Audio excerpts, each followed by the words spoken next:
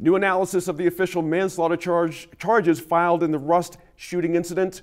On Wednesday, live on our New Mexico in Focus YouTube page, I spoke with Gene Mattis. He's a senior reporter for Variety magazine in Los Angeles, who's been tapped into this case from the beginning. As he explained to me, proving Alec Baldwin was culpable in the tragedy could be difficult for prosecutors. We're joined by Gene Mattis. He is a reporter for Variety magazine, the industry Bible, I like to think, out in Los Angeles. Gene, you were with us before regarding the Rust situation with Mr. Baldwin and the armorer and others, but now we were down to charges being filed against two people, and I'm curious, from where you sit out in LA, what was your first reaction when you heard the charges coming down for Mr. Baldwin and Ms. Gutierrez, the armorer on set of Rust as well? I mean, we definitely expected something to be filed, but I think it was still a surprise that Baldwin was charged with involuntary manslaughter. I think that was sort of the maximum you could imagine him being charged with. And there's an enhancement on it that actually makes it quite serious in terms of prison time. So it's certainly more aggressive than I think a lot of people were expecting. Certainly the armorer, I think people sort of have focused a lot on her and thought that she probably would be charged, but to add Baldwin and to give him a felony that carries like a 5 to 6 year sentence is definitely swinging for the fences. Yeah. Please explain that add-on charge as well. That interesting point you just made there, actually. Yeah, so he's charged with involuntary manslaughter, which in New Mexico, it's a felony, but it's a 4th degree felony, so it's not the highest level, it's the lowest level felony you can charge. But because there was a gun used, in the course of that felony, they've added on this weapons enhancement that carries a 5-year minimum sentence. So it's not at the discretion of the judge. If you're convicted of this, and you get a 5-year minimum sentence mandatory. Mm-hmm. And then you could get another 18 months on top of that. So it could be as much as 6.5 years. That's incredible when you think about it. And it comes down to an obvious question I got to ask you next. We've got SAG-AFTRA releasing a statement in defense of Mr. Baldwin that basically says this: he's an actor, and we have systems in place in our movie sets that have been in place for a long time about how weapons get handled, and it is not, in fact, the actor's job to check over everybody else's work. First, were you surprised that SAG came out so early and so forcefully? And has there been any pushback that you've gleaned out in LA to SAG for taking such a strong stand for Mr. Baldwin?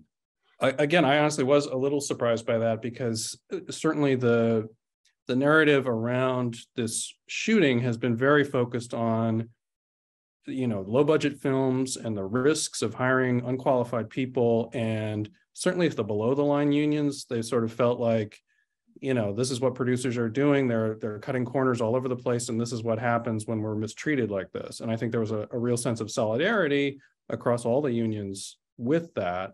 But then when you charge an actor, I think the actors did feel like they had to stand up and say, wait a minute, this is not what we're hired to do. We're not hired, that's what the armorer is hired to do, is to make sure that we're safe on set. And we can't be responsible for the armorer's job. And, it gets into this interesting thing of, the world of reality and then the world of movies, right?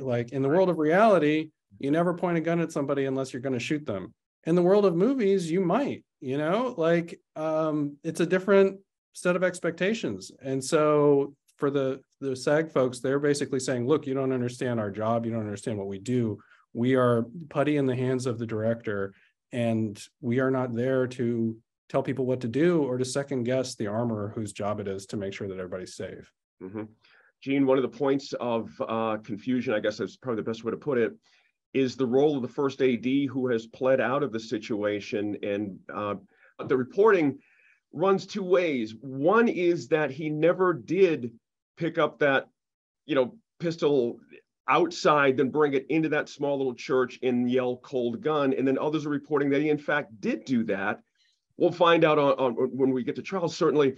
But I'm interested in your opinion on how the DA let the first AD plead out here, who basically confessed to not checking the gun when he handed it to Mr. Baldwin appropriately. I'm curious your thoughts on that. Well, it is interesting. David Halls, the first assistant director, has not been out in public, has not done any interviews, and did not you know, he sort of resisted the OSHA investigators for a little while, didn't want to talk to them. But then apparently he did. His lawyer, you know, kept him quiet and then sort of went to them and said, look, we'll cooperate. What kind of deal can we get? And they responded favorably to that cooperation. Now compare that to Alec Baldwin, who's given interviews all over the place, George Stephanopoulos, CNN, you know, spoken many, many times to the sheriff's department and just, you know, said all kinds of things, some of them contradictory, and now has sort of, in some ways, not helped himself by doing that and is now facing an involuntary manslaughter charge. Like, it's a very different approach that he took compared to what Halls did. There were complaints, as you know, and as you reported when you were with us at New Mexico PBS last time when this story broke. There were 2 discharges on that set earlier that week of firearms. There was a walkout of the camera crew who really was not happy with the culture on the set was going on there. So I'm kind of leaning towards where the DA is coming from here. Clearly something was not right on that set. And what I'm leading up to is, does this all fall on Mr. Baldwin? This is the big argument here locally, as a producer, quote unquote, and what his job actually was to oversee all of this. Your sense of how that would come down, trying to make Mr. Baldwin the overseer of all actions on a film set. I mean, he's called himself a creative producer, meaning he would give input on the character or the story or the plot, but it's not his job to hire the crew, you know, right. Like that's not what he's there to do. And I don't think they have evidence that it is his job to hire the crew or that he had any role in hiring this armor or anything like that. Mm-hmm. But you do see in the probable cause affidavit that the prosecutor filed yesterday, you know, Alec Baldwin failed to properly supervise, failed to make sure that there were safety meetings, failed to make sure that the armorer was well qualified. All of these supposed duties that he has as a producer or, you know, lead actor in the film. Well, are those his duties? Like, I guess, well, that'll be an issue, but like, they're not saying, and he, you know, it was his job to make sure that, you know, safety bulletin number 1 was adhered to because of X, Y, and Z in his contract. Like, they're going to have to spell out at some point what he was actually required to do, because his lawyer is going to come in and say he was an actor. He didn't even show up for the first week. He was there the second week, you know, doing his job, and his job wasn't to hire the armorer or to make sure that she was qualified. Yeah, but the public perception, and even here locally, is that the producer is the overseer of all. Somehow this meme has sort of, you know, gotten out there against Mr. Baldwin. It's very interesting. And you mentioned the probable cause statement yesterday. Let me read you a bit of it. Lists him both, just to reiterate, it lists him as both an actor and a producer on Rust.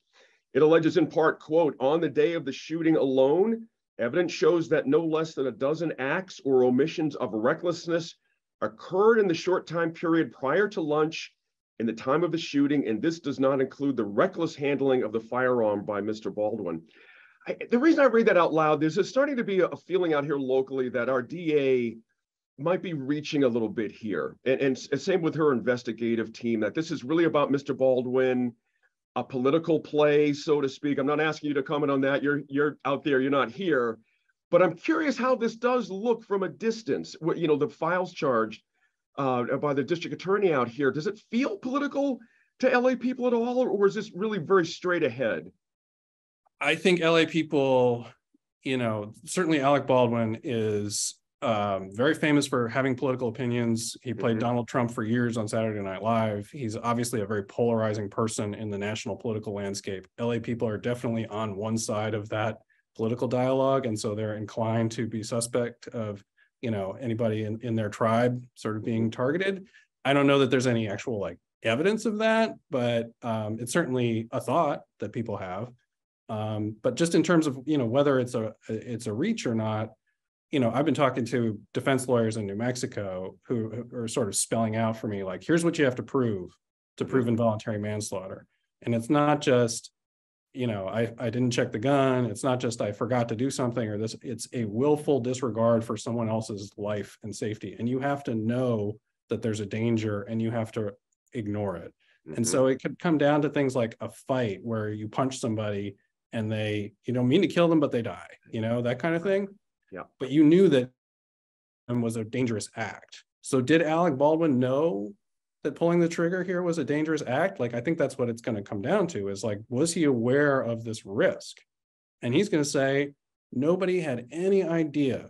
It's never happened in a million years that there have been live rounds mixed in with dummy rounds. The armorer didn't know that. Nobody even had the first inkling of that. And so to say that he was aware of the risk and recklessly ignored it, you're going to have to show that, he should have known or did know, in fact, that, pulling that trigger was going to have that result. And that is a tough hill to climb.